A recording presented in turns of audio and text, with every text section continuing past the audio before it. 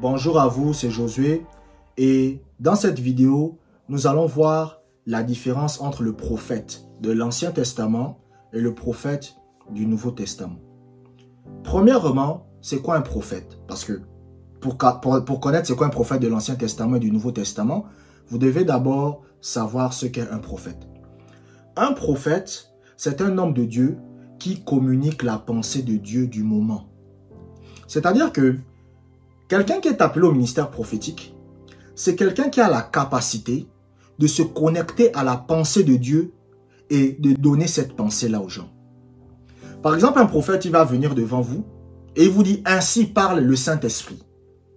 Et il commence à vous communiquer ce que Dieu pense en ce moment. Ce que Dieu est en train de penser à l'instant. Donc c'est ça le prophète. C'est quelqu'un qui a cette capacité à se connecter facilement à la pensée de Dieu. C'est pour cela que vous allez remarquer que les gens qui sont appelés au ministère prophétique, ils prophétisent même sans le savoir. Les gens qui sont appelés au ministère prophétique, vous allez remarquer que c'est des gens, même lorsqu'ils enseignent la parole de Dieu, pendant que vous l'écoutez, à un moment donné, vous avez l'impression qu'il parle de votre vie. Par exemple, un homme de Dieu est en train de parler de la foi. Tout à coup, il commence à parler du mariage. Et le mariage dont il est en train de, le problème de mariage dont il est en train de parler correspond exactement au problème que vous êtes en train de vivre. En général, les prophètes sont comme ça. Parce qu'ils ont cette capacité à se connecter à la pensée de Dieu. Un prophète, il peut venir devant vous. Vous commencez à discuter, hein? Vous parlez de tout, vous parlez de football. Et tout à coup, il va commencer à entrer dans un sujet qui concerne votre vie. Mais vous ne lui avez rien dit. Mais il commence à parler d'un sujet qui concerne votre vie. Et sans que lui-même le sache, vous donne la solution à votre problème. Ça, c'est le prophète. Donc le prophète, c'est quelqu'un qui a cette faculté, cette capacité qui est en lui. En fait, c'est inné. L'appel au ministère du prophète, c'est quelqu'un qui est capable de connaître la pensée de Dieu. Un prophète, c'est pas quelqu'un qui donne des paroles de connaissance. Les gens vous confondez les paroles de connaissance et la prophétie. Et ça, c'est le problème. Vous allez voir un homme de Dieu, il va vous dire « Can I prophesy ?» On dit « Prophesy !» C'est pas la prophétie. Il est en train de donner des paroles de connaissance. Donc, il ne faut pas confondre les paroles de connaissance et le ministère de prophète. C'est pour ça que vous allez parfois voir des gens, ils vous donnent des détails sur votre vie, vous dites « Ah, c'est un prophète ». Non, c'est pas parce que quelqu'un vous donne des détails sur votre vie qu'il est un prophète. Un prophète, c'est quelqu'un qui connaît la pensée de Dieu. C'est-à-dire qu'un prophète, il est assis. Et un prophète, il se dit « Qu'est-ce que Dieu est en train de penser maintenant par rapport à la vie de cette femme ?» Et qu'est-ce qui se passe? Il se connecte à la pensée de Dieu. Et quand il se connecte à la pensée de Dieu, il parle. C'est ça qu'on appelle maintenant la prophétie. La prophétie, c'est simplement dire ce que Dieu pense. Donc, lorsque vous voyez quelqu'un qui n'arrive pas facilement à se connecter à la pensée de Dieu, en général, ce n'est pas un prophète. Les prophètes, c'est des gens qui ont cette faculté innée en eux. C'est-à-dire, pour eux, c'est facile. Écoutez, l'évangéliste, l'apôtre, le docteur, le pasteur peuvent se connecter à la pensée de Dieu. Mais le prophète, lui, par rapport aux autres ministères, il a cette capacité en lui, en fait une grande facilité à se connecter à la pensée de Dieu. Pour lui, c'est comme claquer des doigts, c'est comme respirer, c'est facile pour lui. Maintenant, c'est quoi la différence entre le prophète de l'Ancien Testament et du Nouveau Testament? Je vais d'abord vous parler du rôle du prophète du Nouveau Testament. De l'Ancien Testament plutôt. Le prophète de l'Ancien Testament avait pour rôle de guider le peuple. Vous devez comprendre que dans l'Ancien Testament, les gens qui avaient la capacité d'écouter Dieu, c'était seulement les prophètes. C'était seulement eux. Dieu ne parlait qu'aux prophètes. C'est pour ça que quand vous lisez la Bible, lorsque les gens avaient besoin de prendre des décisions dans leur vie, on allait voir qui? Le prophète.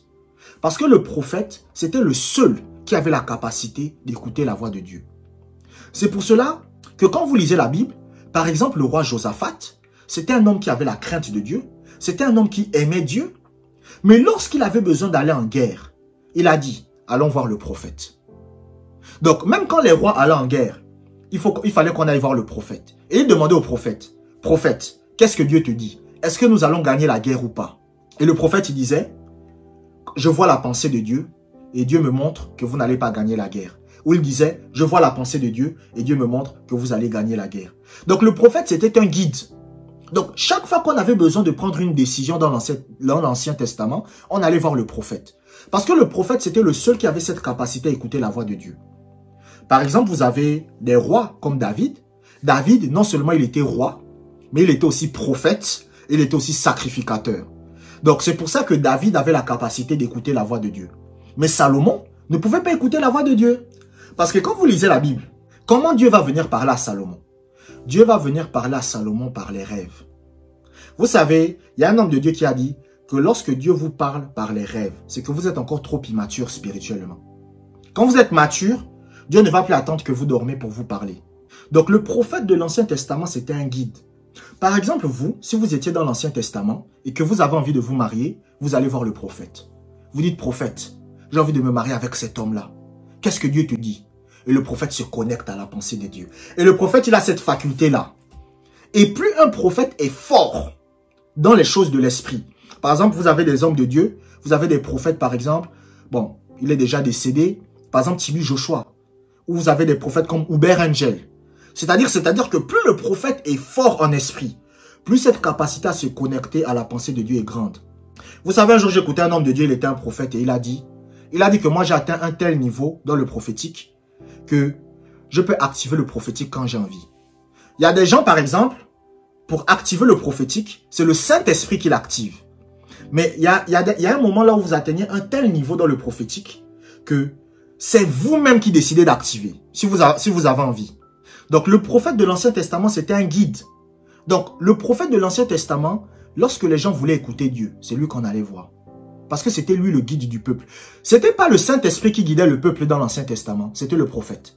Donc, le Saint-Esprit parlait au prophète et le prophète parlait au peuple. Mais le Saint-Esprit ne venait pas devant les gens et il parlait. Non, lui, il allait voir d'abord le prophète. Et c'est le prophète maintenant qui disait aux gens ce qu'il fallait faire. C'était le prophète maintenant qui donnait la pensée de Dieu aux gens. Maintenant, c'est quoi le rôle du prophète du Nouveau Testament? Je vous ai dit que le prophète de l'Ancien Testament, c'était un guide pour le peuple. Le prophète du Nouveau Testament, son rôle, c'est de vous confirmer ce que Dieu vous a déjà dit. C'est ça le rôle d'un prophète. Normalement, un chrétien, lorsque vous avez besoin d'être guidé dans la vie, vous n'êtes pas censé aller voir des prophètes. Vous avez envie de vous marier. Oh, prophète, dis-moi, est-ce que c'est lui mon mari?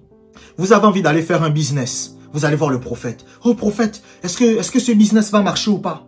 Vous avez envie d'aller en Angleterre. Par exemple, je prends un exemple. Voici un jeune. Il a eu sa bourse. Et il se dit, Seigneur, est-ce que je dois aller en Angleterre ou pas? Vous allez voir le prophète. Ah, prophète, est-ce que je dois aller en Angleterre ou pas? Ça, c'est plus le rôle du prophète. Dans l'Ancien Testament, oui, mais dans le Nouveau Testament, non. Le prophète, c'est quelqu'un qui est censé vous confirmer ce que Dieu vous a déjà dit. C'est-à-dire que ce que Dieu veut que vous fassiez, le prophète vient vous confirmer ça. Je prends un exemple. Vous voulez par exemple vous marier avec une fille. D'accord? Et vous avez l'intuition intérieure. Parce que je vous ai dit, le premier moyen par lequel Dieu parle aux gens, c'est l'intuition. C'est la conviction. La conviction intérieure. Donc, il y a une intuition qui vous dit, faut pas que j'épouse cette fille. Et après, il y a un prophète qui vient vous voir. Et le prophète vous dit, n'épouse pas cette fille. C'est ça le rôle du prophète. Le prophète vous confirme ce que Dieu vous a déjà dit. Ça, c'est le Nouveau Testament. Vous savez, Kenneth Hagin, lui-même, il raconte dans l'un de ses livres que s'il avait écouté les prophètes, il aurait échoué dans le ministère. Parce qu'il y avait des prophètes qui venaient le voir, lui voir, et qui lui disaient des choses. Parce que Kenneth Hagin lui-même, c'était un prophète. Sauf qu'il a refusé le ministère prophétique au début. Mais c'était un prophète. Kenneth Hagin, c'était un prophète, et c'était aussi un enseignant. Mais son ministère, le premier ministère de Kenneth Hagin, c'était un prophète. Et Kenneth Hagin, il y a eu des prophètes qui sont venus lui donner des prophéties. Il lui a dit non, fais ça, fais ça. Mais lorsque lui-même il sentait dans son cœur que Dieu ne lui a pas parlé de ça, il ne faisait pas. C'est pas parce qu'un prophète vient vous dire quelque chose que vous devez le faire. Vous savez, moi, il y a un papa que je connais qui s'est marié par prophétie. Aujourd'hui, il regrette. Donc le prophète vient lui voir et lui dit, tu vois la fille là, c'est ta femme. Et lui, il a épousé la femme. Et aujourd'hui, il a des regrets. Pourquoi? Parce que il n'avait pas compris que normalement, un chrétien ne se marie pas par prophétie. C'est le Saint-Esprit votre guide. Parce que dans l'Ancien Testament, le Saint-Esprit ne parlait qu'aux prophètes. Il ne parlait qu'aux prophètes. Mais maintenant, dans le Nouveau Testament, le Saint-Esprit parle à tout le monde. Il parle à tout le monde. Et maintenant, le prophète du Nouveau Testament, en fait, lui, son rôle, c'est de vous confirmer ce que Dieu vous a déjà dit. C'est-à-dire ce que le Saint-Esprit a déjà mis dans votre cœur. Il vient vous le confirmer. Vous savez, moi, par exemple, avant de commencer ma chaîne YouTube, j'avais cette intuition dans le cœur, parce que moi, je n'écoute pas des voix. Dieu ne me parle pas par des voix. J'avais une intuition dans mon cœur qui me disait, commence une chaîne YouTube. Mais c'est maintenant un homme de Dieu, qui est un prophète, qui m'a parlé. Il m'a dit, je vois que Dieu me dit que tu dois commencer une chaîne. Que tu dois commencer une chaîne YouTube, commencer à enseigner. Donc, qu'est-ce qui s'est passé? Le prophète n'a fait que confirmer ce que le Saint-Esprit avait déjà mis dans mon cœur. Donc, si un prophète vient vous voir et qu'il vous dit quelque chose, mais que dans votre cœur, vous n'avez pas ça, ne l'écoutez pas. Un prophète vient et vous dit, votre mère est sorcière. Il dit, non, Dieu me montre, ta mère est sorcière. Mais si vous-même, dans votre cœur, vous n'avez pas encore cette sensation vous-même, que non, ma mère est sorcière, rejetez sa prophétie. Donc, c'est ça que vous devez comprendre. C'est quoi la différence entre le prophète de l'Ancien et du Nouveau Testament? Le prophète de l'Ancien Testament était le guide du peuple et il était le seul à écouter la voix de Dieu.